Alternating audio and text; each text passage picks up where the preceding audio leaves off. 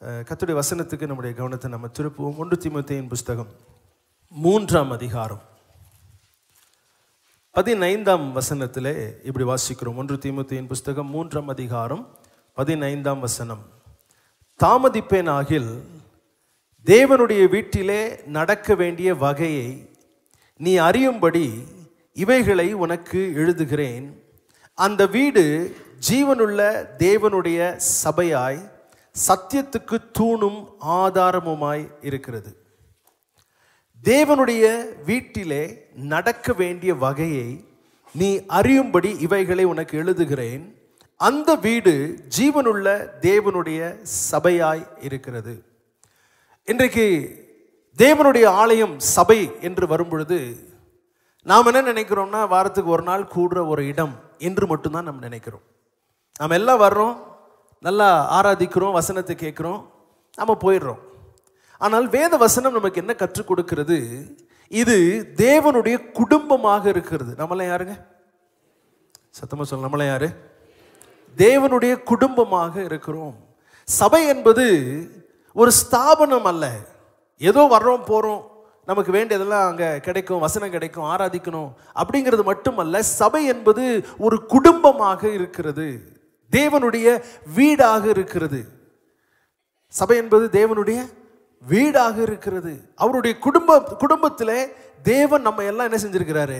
இணைத்து இருக்கிறார். ஆகையால் தான் அதை யோசித்து பார்க்கும்போது ஒரு சிலரோடு பேசாமல் இருக்கிறத பார்க்கும்போது, ஒரு குடும்பத்தில் இப்படி இருந்தால் தகப்பனுடைய இருதயம் எப்படி இருக்கும்?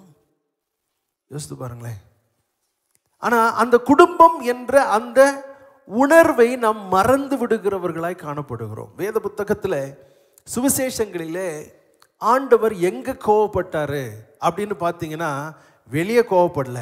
வசனம் சொல்லுது, அவரை சுற்றிலும் யாரெல்லாம் இருந்தாங்க? பாவிகள் இருந்தாங்களாம். ரொம்ப மோசமான ஆட்கள்லாம் ஆண்டவர் சுற்றி இருந்தாங்க. அவங்கள பார்த்து ஆண்டவர் என்ன பண்ணல? கோவப்படல. ஆனால் எங்கே கோவப்பட்டாருன்னா, தேவனுடைய ஆலயத்தில் கோவப்பட்டாரு.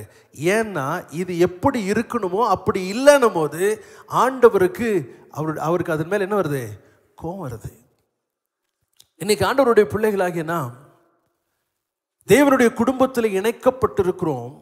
ஆனால் எப்படி நடந்து கொள்கிறோம்? வசனம் என்ன சொல்லுகிறது? தேவனுடைய வீட்டிலே எப்படி நடந்து கொள்ள வேண்டும் என்ற ஒரு முறை இருக்கிறது என்பதைத்தான் இந்த வசனம் நமக்கு கற்றுக் கொடுக்கிறது.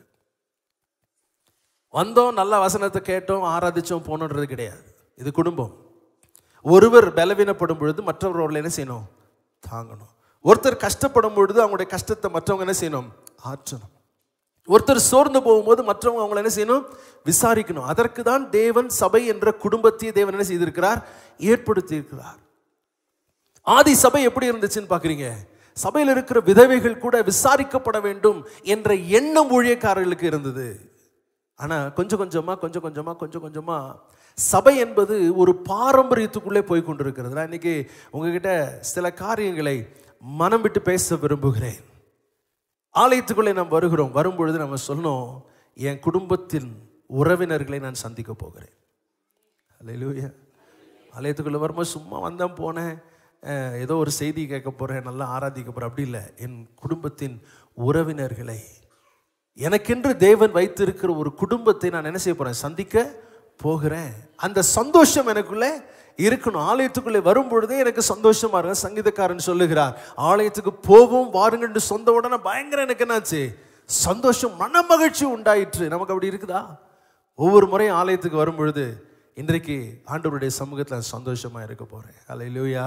இந்த இடத்துல அவர் சொல்றாரு, நாம் எப்படி தேவனுடைய வீட்டிலே நடக்க வேண்டும், ஆண்டவருடைய வீட்டில் எப்படி நடந்துக்கணும் அப்படிங்கிறத நான் சொல்லிக் கொடுக்க வேண்டி இருக்கிறது என்று பவுல் தீமோத்தேயுக்கு எழுதுகிறதை நாம் பார்க்கிறோம். போன வாரம் நாம் பார்த்தோம், தேவனுடைய வீட்டிலே ஆலயத்திலே 3 காரியங்கள் இருக்கிறதை நாம் கற்றுக்கொண்டோம். முதலாவது, தேவனுடைய ஆலயத்திலே பாதுகாப்பு இருக்கிறது. முதலாவது, தேவனுடைய ஆலயத்தில் என்ன இருக்குங்க?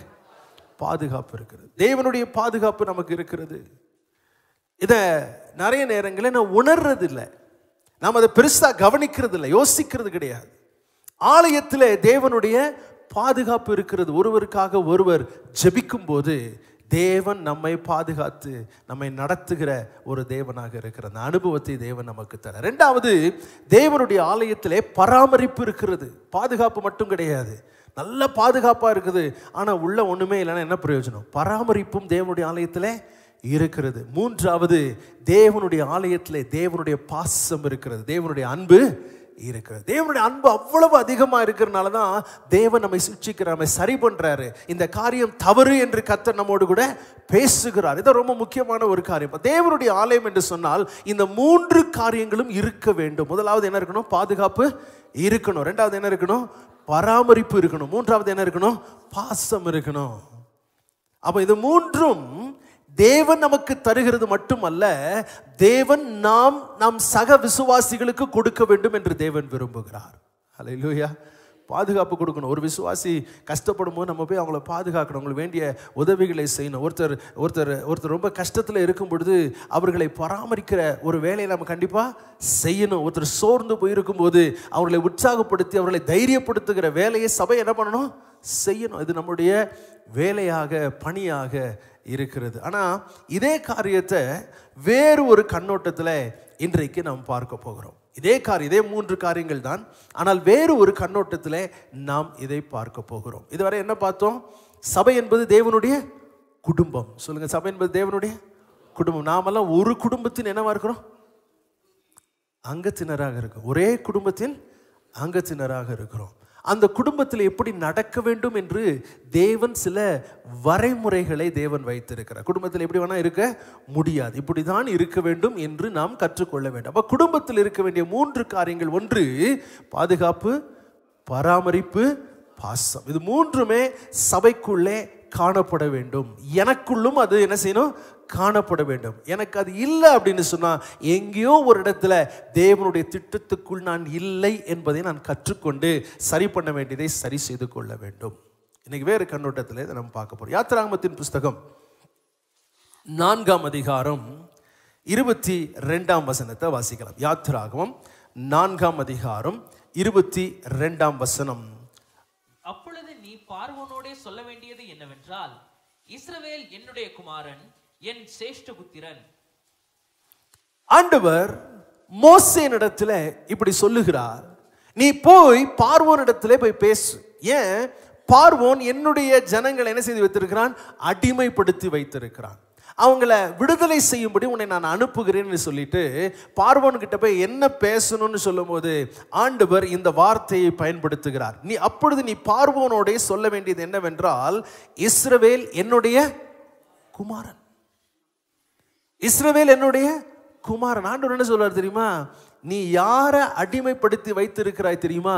என்னுடைய மகனை நீ அடிமைப்படுத்தி வச்சிருக்கிற. அங்க உறவை கொண்டு வர்றாரு பாருங்க.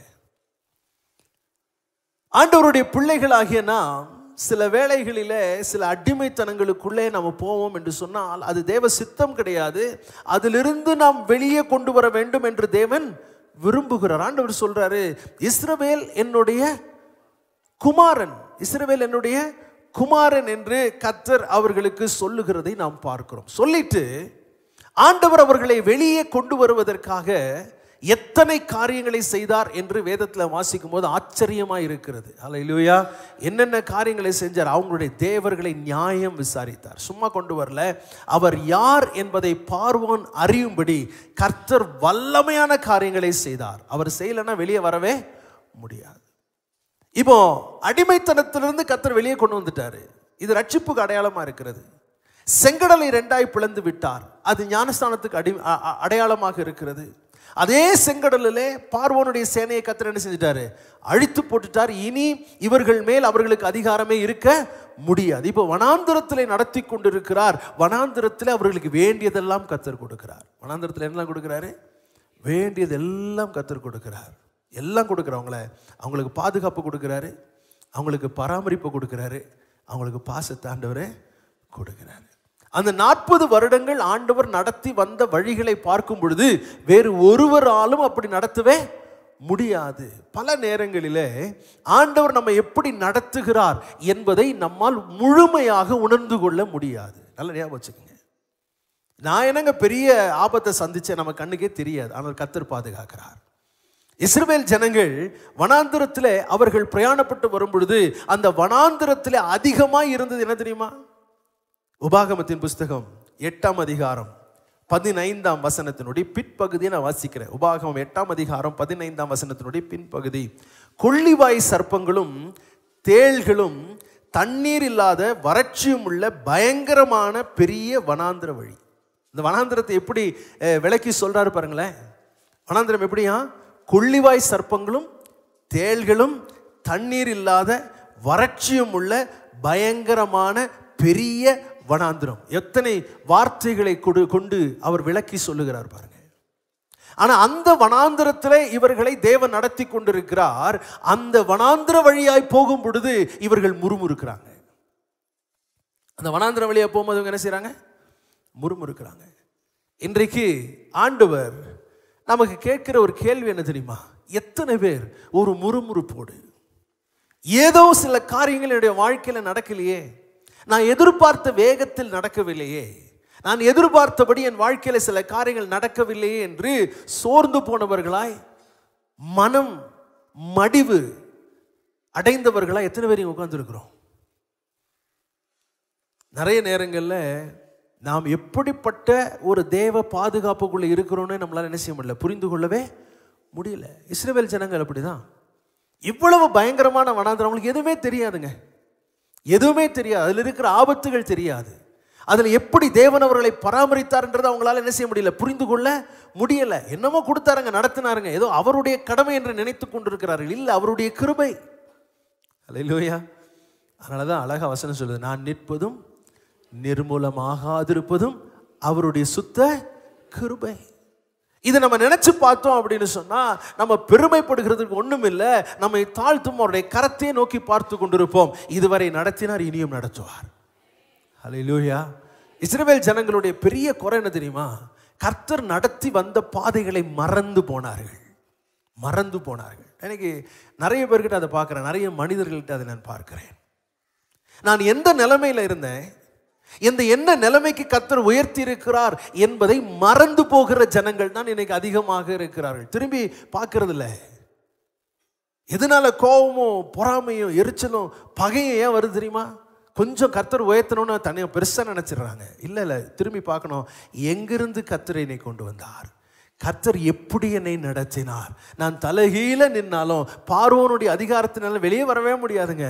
என்னால் பாவத்திலிருந்து வெளியே வரவே முடியாது, சாபத்திலிருந்து சொந்த பலத்தால் வர முடியாது. கர்த்தரனை கொண்டு வந்தார். எப்படி நடத்தினார் தெரியுமா? பயங்கரமான வனாந்திரத்திலே கர்த்தரனை நடத்துகிறார். இன்றைக்கு நான் சொல்லுகிறேன், இங்கே இருக்கிற ஒவ்வொருவருக்கும் நான் சொல்லுகிறேன், கர்த்தருடைய பாதுகாப்பு இருக்கிறதுனால் மாத்திரமே வாரம் வாரம் இந்த இடத்துல கூடி நாம் தேவனை ஆராதித்து கொண்டு இருக்கிறோம். மறந்துடுறோம் பாருங்க, மறந்துடுறோம். எல்லாமே சாதாரணமாக நம்ம எடுத்துக்கொள்வோம். இல்லை, கர்த்தருடைய கரம் என்னை பாதுகாக்கிறது. எனக்கு அறிந்தும் அறியாமலும் பலவிதமான ஆபத்துகள் வாழ்க்கையில் என்ன செஞ்சுட்டே இருக்குது, வந்து கொண்டே இருக்கிறது. ஆனால் கர்த்தருடைய கரமே என்னை பாதுகாத்து ஒவ்வொரு நாளும் என்னை ஆதரித்து கொண்டிருக்கிறது. இஸ்ரவேல் ஜனங்கள் அந்த வழியா வரும் பொழுது சில கஷ்டங்கள் வந்துச்சு, சில நேரங்களில் குறைபாடுகள் வரும், சில நேரத்தில் உணவு கிடைக்காது, சில நேரத்தில் தண்ணீர் கிடைக்காது. ஆண்டவருக்கு தெரியாது, ஆண்டவருக்கு தெரியும். நீங்க சொல்ல வேண்டிய ஒரு காரியம் என்ன தெரியுமா? எனக்கு எப்பொழுது என்ன தேவை என்று தேவன் அறிந்திருக்கிறார், ஏற்ற வேளையில் அது எனக்கு தருவார். ஹல்லேலூயா. என் தகப்பன் நல்லவர், என் தேவன் நல்லவர். அவருடைய குடும்பத்தில் என்னை இணைத்திருக்கிறார் என்றால் என்னை பாதுகாப்பதும் பராமரிப்பதும் பாசம் காட்டும் அவருடைய காரியமா இருக்கிறது. அவர் அதை எனக்கு தவறாமல் செய்து கொண்டே இருப்பார். ஹல்லேலூயா. எத்தனை பேர் சொல்லுவீங்க, ஆண்டவரை பார்த்து, ஆண்டவரே உமக்கு நன்றி, ஆண்டவரே என்னை நடத்தி வந்த பாதைகளுக்காக, நடத்துகிற வழிகளுக்காக உமக்கு ஸ்தோத்திரம். நினைச்சு பார்க்கணும், கர்த்தர் எப்படி நம்மளை நடத்தினார், எப்படி ஆதரிக்கிறார், எப்படி பாதுகாக்கிறார், எப்படி வழி நடத்துகிறார் அப்படிங்கிறத நினைச்சு நினைச்சு நினைச்சு பார்த்து ஆண்டவருக்கு நன்றி சொல்லலை அப்படின்னு சொன்னா என்ன நடக்கும் தெரியுமா? வாசிங்களேன், என்னாகமத்தின் புஸ்தகம் 21ஆம் அதிகாரம் 4ஆம் வசனத்தில் இப்படி வாசிக்கிறோம். என்னாகமம் 21ஆம் அதிகாரம் 4ஆம் வசனம். அவர்கள் ஏதோம் தேசத்தை சுற்றி போகும்படி ஓர் என்னும் மலை விட்டு சிவந்த சமுத்திரத்தின் வழியாய் பிரயாணம் பண்ணினார்கள். வழி நிமித்தம் ஜனங்கள் மன மடிவு அடைந்தார்கள். வழி நிமித்தம் சில கஷ்டங்கள் வழியா போகும்போது, சில நெருக்கங்கள் வழியாய் போகும்போது மனசு என்ன ஆயிடுச்சா? மனமடிவு. மனமடிவுன்னு என்ன தெரியுமா? ஆங்கிலத்தில் டிஸ்கரேஜ்னு போட்டிருக்குது. இன்னொரு மொழிபெயர்ப்பு என்ன சொல்லுகிறதுனா, பொறுமை இழந்தார்கள். என்ன செஞ்சுட்டாங்க சொல்லுங்கள், என்ன ஆயிட்டாங்க? பார்த்துருக்கீங்களா? பொறுமை இழந்தவர்களை பார்த்துருக்கிறீங்களா? பொறுமை இழந்தால் வாகனத்தில் ஓட்டிட்டு போகும்போது பொறுமை இழந்தால் விபத்து நடக்கும், தெரியுமா? வாழ்க்கையிலும் அதே மாதிரி தான். ஆண்டவர் இன்னைக்கு நமக்கு கொடுக்கிற ஒரு வார்த்தை என்ன தெரியுமா? உங்களுடைய பொறுமையை இழந்து விடாதீர்கள், பொறுமையாக இருக்க கற்றுக்கொள்ளுங்கள். இன்னைக்கு ஒரு அவசர உலகத்தில் வாழ்ந்துட்டு இருக்கிறோம்ல, எல்லாமே உடனே வேணும். பள்ளிக்கூடம் படித்து முடிக்கிறதுக்கு முன்னாடி கல்யாணம் பண்ணணும், கல்யாணம் பண்ணி 1 வருஷத்தில் 9 மாதத்தில் குழந்தை பிறந்துடணும், படித்து முடித்து அடுத்த நாள் வேலை நமக்கு ஆயத்தம், எல்லாம் உடனே நடக்கணும். நமக்கு எதுவுமே பொறுமையாக நம்மளால் நினைச்ச முடியாது, காத்திருக்கவே முடியாது. இவர்கள் போகிற அந்த பாதையில் ஒரு சின்ன சோர்வு வந்த உடனே வசனம் சொல்லுகிறது, மனம் சோர்ந்து போனார்கள், மன மடிவானார்கள். மற்ற மொழிபெயர்ப்பு சொல்லுகிறது, பொறுமை அவர்கள் என்ன செஞ்சிட்டாங்க? இழந்து போயிட்டாங்க, பொறுமையை இழந்து போனார்கள். அவங்க கேள்வி என்ன தெரியுமா? இன்னும் எவ்வளோ நாள் நான் காத்திருக்கணும் ஆண்டவரே? இன்னும் எவ்வளோ நாள்? எப்போ என் பிரச்சனை முடியும் எனக்கு சொல்லுங்க, எனக்கு எப்போ அந்த தீர்வு கிடைக்கும்? பல நேரங்களில் நான் சொல்ல நல்லா கேளுங்களேன், நாம தான் நம்முடைய நன்மைக்கு தடையாக இருக்கிறோம், நமக்கு தெரியவே கிடையாது. ஆண்டவரே செய்யுங்க அவரை நம்ம குறை சொல்லிகிட்டே இருக்கிறோம். ஆனால் நம்ம செய்ய வேண்டியது ஒரு நாள் செய்ய மாட்டோம். அவர் கொடுக்கலங்க, அவர் செய்யலைங்க, அவர் செய்ய ஆயத்தமாக இருக்கிறார். அவர் ஒரு நாளும் தடை செய்கிற தேவனே அல்ல. ஆனால் அவர் செய்யும் வரை காத்திருக்கிற அந்த பொறுமையுள்ள ஒரு இருதயம் நமக்கு அவசியமாக இருக்கிறது. கொஞ்சம் பாருங்க, வேதத்தில் நீங்கள் வாசித்து பார்த்தீங்கன்னா எங்கெங்கெல்லாம் அவசரப்பட்டாங்களோ அங்கெல்லாம் பிரச்சனை தான் வந்துச்சு. ஆண்டவர் இன்னைக்கு சொல்கிற காரியம் என்ன தெரியுமா? உங்களுக்கு செய்ய வேண்டிய நன்மைகள், சேர வேண்டிய நன்மைகள் ஏற்ற வேளையில செய்ய நான் உண்மை உள்ளவனாக இருக்கிறேன். ஆனால் உங்களுக்கு தேவையானது என்ன தெரியுமா? பொறுமை அவசியமாக இருக்கிறது. என்ன அவசியமாக இருக்குது? சத்தமாக சொல்லுங்க, என்ன தேவையாக இருக்குது? பொறுமையாக சொல்லாதீங்க, சத்தமாக சொல்லுங்க. பொறுமை எனக்கு என்னவா இருக்குது? அவசியமாக இருக்குது. I need patience. 3 உதாரணங்களை உங்களுக்கு சொல்கிறேன். முதலாவது உதாரணம் ஆபிரகாம். நமக்கு தெரியும், ஆண்டவர் வாக்கு பண்ணியிருக்கிறேன், உனக்கு பிள்ளையை கொடுப்பேன்னு வாக்கு பண்ணியிருக்கிறேன். கொஞ்ச நாள் காத்திருந்தாரு, அதுக்கப்புறம் பொறுமையை என்ன செஞ்சிட்டாரு? இழந்து போயிட்டாரு. பொறுமையை இழந்து போய் ஆகார திருமணம் செய்து ஆகார் மூலமாய் பிள்ளைய பெற்றுக்கொண்டார். அவருக்கு பிள்ளை தான் ஒரு குறை. அந்த குறையை தீர்ப்பதற்கு ஒரு அவசரமான ஒரு முடிவு எடுத்தார். அன்னையிலிருந்து எதற்காக அந்த பிள்ளை வேண்டும் என்று எதிர்பார்த்தாரோ அந்த பிள்ளையினாலேயே குடும்பத்தில் நிறைய குழப்பம் வந்துருச்சு. இன்னைக்கு ஆண்டவர்கிட்ட சொல்லுங்க, ஆண்டவரே நீர் எனக்கு வாக்கு பண்ணினதை செய்யும் வரை நான் பொறுமையாய் காத்திருப்பேன். அல்லேலூயா. எனக்கு குறித்ததை நிறைவேற்றி முடிக்கிற கர்த்தரவர் கண்டிப்பாக அதை செய்வார். ஆகையால் அவர் செய்யும் வரைக்கும் நான் என்னவா இருப்பேன்? பொறுமையாக நான் கர்த்தருக்காக காத்திருப்பேன். அவர் எனக்கு செய்ய வேண்டியதை குறையில்லாமல் நிச்சயமாக செய்வார். அடுத்தது மோசேயை நம்ம பார்க்குறோம் பாருங்க, எல்லாம் பெரிய ஆட்கள் தான். மோசேக்கு நல்லா தெரியும், தன்னை கொண்டுதான் தேவன் ஒரு காரியத்தை செய்ய போகிறார். என்னை கொண்டுதான், என்னுடைய ஜீவனை தேவன் காப்பாற்றினாரே, எல்லாம் செத்து போகும்போது எனக்கு ஜீவனை கர்த்தர் காப்பாற்றினாரே. ஒரு ஏழ்மையான குடும்பத்தில் பிறந்திருந்தாலும் ஒரு ராஜாவை போல வளர்க்கப்படுவதற்கு கர்த்தர் கிருபை செய்தாரே. அப்படிப்பட்ட மோசேயாகிய நான் நன்கு அறிந்திருக்கிறேன், ஒரு காலம் வரும் அன்றைக்கு கர்த்தர் என்னை பயன்படுத்த போகிறார். ஆனால் என்ன பண்றாரு தெரியுமா? காலத்துக்கு முந்தி கொஞ்சம் அவசரப்பட்டார். அவருடைய அவசரத்தின் விளைவாக நடந்த காரியம் என்ன தெரியுமா? கிட்டத்தட்ட 40 ஆண்டுகள் தேவனுடைய திட்டம் தடைப்பட்டது. யார் காரணம்? தேவனா காரணம் கிடையாது, மோசேனுடைய அவசரம். இன்னைக்கு ஆண்டவர்கிட்ட சொல்லுங்க, ஆண்டவரே பொறுமையை கையாள எனக்கு உதவி செய்யுங்க, பொறுமையா இருக்க எனக்கு உதவி செய்யுங்க ஆண்டவரே, மனம் சோர்ந்து போகாமல் இருக்க எனக்கு உதவி செய்யுங்க ஆண்டவரே. எனக்கு குறித்ததை நிறைவேற்றி முடிக்கிற தேவன் எனக்கு உண்டு, ஆகையால் நான் சோர்ந்து போகவே மாட்டேன். ஆமென் சொல்லுங்களேன். எனக்கு குறித்ததை நிறைவேற்றி முடிக்கும் தேவன் என்னோடு இருக்கிறார். சத்தமா சொல்லுங்க, எனக்கு குறித்ததை நிறைவேற்றி முடிக்கும் தேவன் என்னோடு இருக்கிறார். ஹல்லேலூயா, ஹல்லேலூயா. நேரமும் காலமும் அவருக்கு தெரியும், ஏற்ற காலத்தில் அவர் நமக்கு நன்மை செய்வார். ஹல்லேலூயா.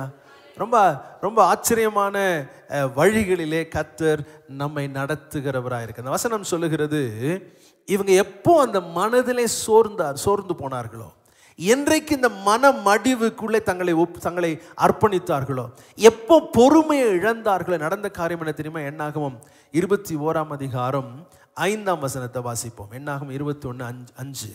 ஜனங்கள் தேவனுக்கும் மோசேக்கும் விரோதமாய் பேசி, ஜனங்கள் தேவனுக்கும் மோசேக்கும் விரோதமா என்ன செய்ய ஆரம்பிக்கிறாங்க?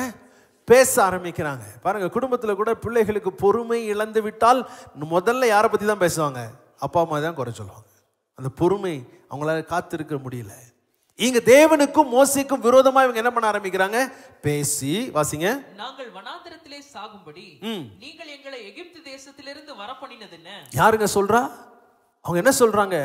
நாங்கள் வனாந்தரத்திலே சாகும்படி. எங்க தொடங்கி எவ்வளவு தேவன் பாதுகாத்து எந்த அளவுக்கு தேவன் கொண்டு வந்திருக்கிறாரு. இவங்க சொல்றாங்க, இந்த வனாந்தரத்தில் கொண்டு வந்து எங்களை கொல்லணும்னு நினைக்கிறீங்களா நீங்க? தேவனை பார்த்தும் மோசையை பார்த்தும் அவர்கள் சொல்லுகிறார்கள். இன்னைக்கு நிறைய பேருடைய வாழ்க்கையில மன சோர்வு வந்த உடனே அவங்க வாயிலிருந்து வர்ற வார்த்தை என்ன தெரியுமா? நாங்க சாகுறோம். நீங்க அப்படி யாராவது அந்த மாதிரி வார்த்தை சொல்லியிருந்தீங்கன்னா ஆண்டவர்கிட்ட சொல்லுங்க, தயவாய் கர்த்தர் என்னை மன்னிங்க, என்னை பரிசுத்தப்படுங்க. அப்படிப்பட்ட வார்த்தையை நாவில் என்ன செய்யக்கூடாது? வரவே கூடாது. சில நேரம் பாருங்களேன், குடும்பத்தில் அப்படியே ஒரு பிரச்சனை வந்துக்கிட்டே இருக்கணும் பாருங்க. அப்படி ஒரு வாக்குவாதம் போயிட்டே இருக்கும். பார்த்துருக்கீங்களா? சில நேரம் ஏதோ ஒரு காரியத்தை குறித்து ரெண்டு பேரும், கணவன் மனைவி இல்லை பிள்ளைகள் பெற்றோர் அப்படி பேசிகிட்டே வருவாங்க பாருங்க. அப்படி கொஞ்சம் கொஞ்சமாக அந்த ப்ரெஷர் கூட்டிகிட்டே வரும். ஒரு குறிப்பிட்ட நேரம் வரும்போது யாரோ ஒருத்தர் சொல்லுவாங்க, நான் செத்துட்டா உங்களுக்கு நிம்மதி தானே. அது சொன்ன உடனே அங்கே ஒரு அமைதி ஆயிரும். பார்த்தீங்களா? ஏன் தெரியுமா? எத்தனை பேருக்கு அந்த அனுபவம் இருக்குன்னு எனக்கு தெரியல. உங்கள் முகம்லாம் பார்த்தா அந்த அனுபவம் இருக்குன்னு தான் தெரியுது, புரிஞ்சுக்கிறேன். பேசிட்டே வருவாங்க, அப்படி கோமா வந்துட்டு கொஞ்சம் கொஞ்சமாக அப்படியே ஏறிட்டே இருக்கும். அந்த அந்த அந்த அந்த இடத்துல அப்படியே ஒரு அழுத்தம் கூடிட்டே வரும். நான் செத்துட்டா நிம்மதி தானே அப்படின்னு வாங்க போகிறேன். டக்குன்னு அந்த கோவத்தில் அந்த வார்த்தை வந்தோடனே எல்லாம் அமைதியாயிரும். அப்படியே அந்த கோபம் போயிடும், எல்லாம் அமைதியாயிரும். என்ன காரணம் தெரியுமா? பிசாசுக்கு அந்த வார்த்தை தான் வேணும். அந்த வார்த்தைக்கு தான் அவன் காத்துக்கிட்டு இருக்கான். ஏன்னா அதுதான் அவன் செயல்படுவதற்கு வாசலை திறந்து கொடுக்கிற ஒரு காரியம். புரியுதா உங்களுக்கு? அதனாலதான் அந்த வார்த்தை வந்தோடனே அமைதி ஆயிடுது. அவ்வளோ நேரம் பேச்சு, அதுக்கப்புறம் பிரச்சனையே இல்லையே. அதுக்கப்புறம் ஆளுக்கால அமைதியாடுறாங்களே. என்ன காரணம்னு நினைக்கிறீங்க? பிசாசு பார்த்தான், இந்த வார்த்தைக்கு தான் என்ன பண்ணிட்டு இருந்தேன்? காத்துக்கிட்டு இருந்தேன். இதுக்கு தான் நான் காத்துக்கிட்டு இருந்தேன். இந்த வார்த்தை வந்துருச்சுல்ல, இனி நான் வேலை செய்வதற்கு இவர்கள் ஒரு வாசலை எனக்கு திறந்து கொடுத்து விட்டார்கள். அதனாலதான் வசனம் அழகா சொல்லுது, மரணமும் ஜீவனும் நாவின் அதிகாரத்தில் இருக்கிறது. மரணமும் ஜீவனும் நாவின் அதிகாரத்தில் இருக்குது. இதனுடைய திறவுகோல் என்னுடைய நாவு தான். இன்னைக்கு ஆண்டவர்கிட்ட சொல்லுங்க, ஆண்டவர் அப்படிப்பட்ட ஒரு வார்த்தையை நான் பேசியிருந்தால், ஒருவேளை நானே எனக்குள்ளேயே ஏன் இதுக்கு மேலே என்ன, நான் செத்துட்டா பரவாயில்ல அப்படிலாம் நீங்கள் நினச்சிருந்தா, இன்னைக்கு ஆண்டவர்கிட்ட சொல்லுங்க, தயவாய் என்னை மன்னியும் ஆண்டவரே, அந்த கதவை நான் அடைக்கிறேன். என்ன செய்யணும்? அந்த கதவை அடைக்கிறேன். சத்துரு அதை பயன்படுத்தக்கூடாதபடி இயேசுவின் நாமத்தில் என்னை மன்னித்து அந்த வாசலை அடைத்தருளும் ஆண்டவரே. என்னுடைய வாழ்க்கையில நீர் குறித்திருக்கிற நாள் வரைக்கும் நான் உயிரோடு இருந்து கர்த்தருடைய நாமத்தை நான் மகிமைப்படுத்துவேன். ஹல்லேலூயா. அவர் குறித்திருக்கிறார் நேரம், அவர் குறித்திருக்கிறார் காலம். என் காலங்களும் நேரங்களும் கர்த்தருடைய கரத்திலே இருக்கிறது. என் பிறந்த நாளை அவர் நிர்ணயித்திருக்கிறார். நான் எவ்வளவு நாள் இங்கு இருக்க வேண்டும் என்பதையும் தேவன் என்ன செய்திருக்கிறாரு? நிர்ணயித்திருக்கிறார். அது வரைக்கும் நான் உயிரோடு இருப்பேன். அதற்கு முன்பதாக ஒன்றும் நடக்காது, எந்த தீமையும் என்னை அணுகாது என்று சொல்லி விசுவாசித்து அதை மேற்கொள்ள கர்த்தர் நமக்கு உதவி செய்வாராக. ஹல்லேலூயா. சங்கீதக்காரன் அழகா சொல்றான், மரண இருளின் பள்ளத்தாக்கில் நடந்தாலும். சில சூழ்நிலை வரும் என் வாழ்க்கையில, மலை உச்சியின் அனுபவமும் இருக்கும், வெற்றி கிடைத்த அனுபவங்களும், கோலியாத்தை வீழ்த்துகிற அனுபவம் இருக்கும், பெரிய சேனைகளை ஜெயிக்கிற அனுபவமும் இருக்கும். ஆனால் அதே சமயத்தில் பள்ளத்தாக்கின் அனுபவமும் என் வாழ்க்கையில இருக்கும். இதுக்கு மேல என்னால் போகவே முடியாது என்ற அனுபவங்களும் எனக்கு இருக்கும். ஆனால் அவர் சொல்லுகிறார், நான் மரண இருளின் பள்ளத்தாக்கில் நடந்தாலும் பொல்லாப்புக்கு பயப்படேன். ஏன் பயப்பட மாட்டேன் தெரியுமா? தேவரீர் என்னோடு கூட இருக்கிறீர். இந்த கஷ்டத்தின் மத்தியிலும் நீர் என்னோடு கூட இருக்கிறீர். ஆகையால் பொல்லாப்பு எனக்கு நேரிடாத, வாதையின் கூடாரத்தை அணுகாது. வார்த்தையை சொல்லி சொல்லி சொல்லி சொல்லி நீங்க சத்துருவை ஜெயிப்பீர்கள் என்றால் தேவனுடைய சித்தம் நம்முடைய வாழ்க்கையில நிறைவேறும். ஹல்லேலூயா. இவங்க என்ன செய்யறாங்க பார்த்தீங்க அப்படின்னா, இவங்க முறுமுறுக்க ஆரம்பிக்கிறாங்க. அவங்க சொல்ற வார்த்தைகளை கவனிக்கும் பொழுது ரொம்ப பயங்கரமாக இருக்கிறது. இது நம்முடைய அனுபவம், நம்முடைய வாழ்க்கையில் இது நடக்குது, தெரியாம நடக்குது. இதை புரிந்து கொள்ள வேண்டும். முதலாவது சொல்றாங்க, மோசேக்கும் தேவனுக்கும் விரோதமாய் பேசுகிறார்கள். என்னங்க கடவுள், என்னங்க வாழ்க்கை அப்படின்னு பேசுறாங்க. என்ன ஆலயத்துக்கு போய் என்ன அப்படின்ற ஒரு முறுமுறுப்பு அவருக்கு வருது. அடுத்து என்ன சொல்றாங்க? வனாந்திரத்திலே சாகும்படி நாங்க சாகுறோம் அப்படிங்கிற வார்த்தை அவங்க வாயிலிருந்து வருகிறது. அடுத்து சொல்றாங்க, அப்பமும் இல்லை தண்ணீரும் இல்லை, எங்களுக்கு வேண்டிய தேவைகள் இங்க சந்திக்கப்படவில்லை. ஆண்டவர் நடத்திட்டு தானே வந்தாரு. தண்ணி இல்லாமல் அப்பம் இல்லாமல் இத்தனை வருஷம் வாழ்ந்துட்டாங்களே? இல்லையே, நடத்திட்டாரே, நடத்தினார். அடுத்து சொல்றாங்க பாருங்களேன், இதான் ரொம்ப முக்கியம். இந்த அற்பமான உணவு எங்கள் மனதுக்கு வெறுப்பா இருக்கிறது. எதுங்க அற்பமான, எது அற்பமாயிடுச்சு? இப்போ மன்னா, தேவன் அவர்களுக்கு கொடுத்த உணவு இவர்களுக்கு இப்ப என்னவா இருக்குது? அற்பமா இருக்குது. நான் யோசித்து பார்க்கிறேன். சமீப நாட்களே சில வெளி தேசங்களில் நடக்கிற ஆராதனைகளை நாம் பார்க்கும்போது, ஆராதனைக்கு வர்றாங்க, ஒரு அவசரம் இல்லை. உள்ள ஆராதனைக்கு உள்ள வரும்போதே அவசரம் இல்லை. கையில் வேத புத்தகமும் இல்லை. ஏதோ வர்றாங்க, அப்படியே ஒரு சோர்வா அப்படியே கை தட்டிட்டு பின்னாடி அப்படியே உட்காந்து கொஞ்ச நேரம் இருந்துட்டு முடிஞ்ச உடனே என்ன செய்கிறாங்க? போகிறாங்க. நான் தான் யோசிக்கிறேன், வேத வசனமாகிய மன்னா அவர்களுக்கு அற்பமான உணவாய் தோன்றுகிறது. இது என்னங்க பெருசு அப்படிங்கிற ஒரு மனநிலை அவர்களுக்குள்ளே வந்து விட்டது. இது நம்ம தேசம் இல்லை, உலகம் எங்கும் அநேக இடங்களிலும் இதை என்னால் செய்ய முடியும், நல்லா பார்க்க முடியுது. அன்னைக்கு இருந்த ஆர்வம், ஆரம்பத்தில் இருக்கிற அந்த அந்த அந்த தேடல் கொஞ்சம் கொஞ்சமாக என்ன செய்யுது? குறையுது. நிறைய இடங்கள்ல வேத புத்தகத்தை எடுத்துட்டு வர்றதில்ல. வேத புத்தகத்தை எடுத்துட்டு வராமல் இருக்கும்போது நடக்கிற காரியம் என்ன தெரியுமா? நல்லா கவனிங்க. பிரசங்கம் பண்றவர் என்ன வேணா பேசிட்டு போகலாம். ஏன்னா அவங்க எதை தான் நம்பி இருக்கிறாங்க? இந்த டிவி ஸ்கிரீனை தான் நம்பி இருக்கிறாங்க. அதில் இந்த ஒரு வசனத்தை மட்டும்தான் நீங்கள் உங்களால் பார்க்க முடியும். வேத புத்தகம் இந்த கையில் இருந்தால் உங்களுக்கு ஒரு வசனம் சொல்லப்பட்டால் முன்னாடி வாசிக்கலாம், பின்னாடி வாசிக்கலாம், இதனுடைய அர்த்தத்தை வாசிக்கலாம், இதனுடைய எந்த தொடரில் இது வந்தது என்று வாசிக்கலாம். இதையெல்லாம் அறியக்கூடாது என்பதற்காக இன்றைக்கு வசதியாக யாருமே ஆலயத்துக்கு என்ன எடுத்துகிட்டு போகிறதில்ல? வேத புத்தகத்தை எடுத்துகிட்டு போகிறதில்ல. வேதமும் வேண்டும், நோட்டு புத்தகமும் வேண்டும், குறிப்பும் எடுக்கணும், வீட்டுக்கு போய் திரும்பவும் அதை பார்த்து இன்றைக்கு கேட்ட வசனம் எப்படிப்பட்டது என்று ஆராய்ந்து பார்ப்பீர்கள் என்றால் மாத்திரமே இந்த பொல்லாத உலகத்தில் விசுவாசத்தை நம்ம நினைச்ச முடியும், காத்துக்கொள்ள முடியும். சில நேரங்களில் தேவையில்லாத காரியங்களை குறித்து பேசுகிறதுனாலே வருகிற ஆபத்தை குறித்து நாம் பார்க்குறோம். இவங்க என்ன செய்கிறாங்கன்னா, மிரியாம் மோசேயுடைய சகோதரி தான், ஆனால் தேவனால் அபிஷேகம் பண்ணப்பட்டு இந்த பெரிய குடும்பத்தை நடத்தி கொண்டு போகிற மோசேக்கு விரோதமாக என்ன செய்ய ஆரம்பிக்கிறாங்க? பேச ஆரம்பிக்கிறாங்க. வசனம் என்ன சொல்லுகிறது அப்படின்னு சொன்னா, 9ஆம் வசனம், கர்த்தருடைய கோபம் அவர்கள் மேல் மூண்டது, அவர் போய்விட்டார் அப்படிங்கிறத நாம பார்க்கிறோம். அடுத்து என்ன நடந்து? 10ஆம் வசனத்தில், மேகம் கூடாரத்தை விட்டு நீங்கி போயிற்று, மிரியாம் உறைந்த மழையின் வெண்மை போன்ற குஷ்டரோகி ஆனான். ஆரோன் மிரியாமை பார்த்தபோது அவள் என்னவா இருந்தார்? குஷ்டரோகியாய் இருக்க கண்டான். இப்போ பெரிய ஒரு பாதிப்பு வந்துருச்சு. என்ன போச்சு? இங்கே ஒரு பெரிய கஷ்டம் வந்துருச்சு. வந்த உடனே இது எதனால வந்து தெரியுமா? தேவனுடைய பாசத்தினால. எப்போ ஞாபகம் வச்சுக்கிங்களேன், தேவன் யாரை நேசிக்கிறாரோ அவர்களை தான் திருத்த வேண்டும் என்று தேவன் விரும்புவார். அல்லேலூயா. சும்மா போற வரவங்களாம் திருத்த மாட்டார். நான் யாரை திருத்துறதுக்கு எனக்கு அதிகாரம் தெரியுமா? என் குடும்பத்தில் என் பிள்ளையை திருத்துறது எனக்கு என்ன இருக்குது? அதிகாரம் இருக்கிறது.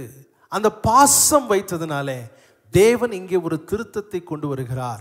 அந்த பாசத்தின் விளைவாக மிரியாம் வாழ்நாள் முழுவதும் அவர்கள் சரியாயிட்டாங்க. அதுக்கப்புறம் ஒரு நாள் என்ன செய்யலை, தேவையில்லாத காரியத்தை அவங்க ஈடுபடவே இல்லை, கவனமாக இருந்தாங்க. 3 காரியங்களை இன்றைக்கி நாம் கற்றுக்கொண்டோம். ஒன்று, தேவனுடைய பாதுகாப்பு. பாதுகாப்பு இருக்கிறனால தான் இன்றைக்கி உட்காந்துருக்கிறோம். 2வது, தேவனுடைய பராமரிப்பு. என்னால் என்ன முடியுமோ அதை என்ன பண்ணிகிட்டே இருக்கணும்? நான் செய்து கொண்டே இருக்கணும். காரணம் சொல்லிட்டு உட்காந்துடாதீங்க. உள்ள சூழ்நிலையை காரணம் காட்டி வீட்டுக்குள்ளே உட்காந்துடாதீங்க. ஆண்டவருக்காக எதையாவது செய்யணும்னு முற்படுங்க. கர்த்தர் அதை ஆசீர்வாதத்தை கனம் பண்ணுவார். 3வது, தேவையில்லாத காரியங்களை நாம் செய்யாதபடி தேவன் நம்மை தடுத்து நிறுத்துவாராக. வார்த்தைகளில் கூட கவனமாக இருப்போம் என்றால் அவருடைய பாசத்துக்கு நாம் ஆளாகுவோம். கண்களை மூடுவோம். ஆண்டவருடைய சமூகத்தில் என் வாயின் வார்த்தைகள் சரியாக இருக்க கர்த்தர் எனக்கு உதவி செய்யும். தேவையற்ற காரியங்கள் நான் பேசாத இருக்க கர்த்தர் எனக்கு உதவி செய்யுங்க ஆண்டவரே. ஒருவேளை அப்படிப்பட்ட காரியங்களால் ஏதாவது பாதிப்பு வந்திருந்தால் கர்த்தர் அதை இப்பொழுது மாற்றும்படி, இப்பொழுது ஆண்டவரே அதை மாற்றும்படி நாங்கள் ஜெபிக்கிறோம். ஆண்டவரே, உடைய கரங்களில் எங்களை தாழ்த்துகிறோம், உடைய கரத்தில் எங்களை ஒப்பு கொடுக்கிறோம். இயேசுவின் நாமத்தில் கேட்கிறோம் ஜீவனுள்ள நல்ல பிதாவே, ஆமென். நம்முடைய கர்த்தராகிய இயேசு கிறிஸ்துவினுடைய கிருபை, பிதாவாகிய தேவனுடைய அன்பும், பரிசுத்த ஆவியானவருடைய ஐக்கியமும் நம் அனைவரோடும் இன்றும் என்றும் சதா காலங்களிலும் இருப்பதாக. ஆமென்.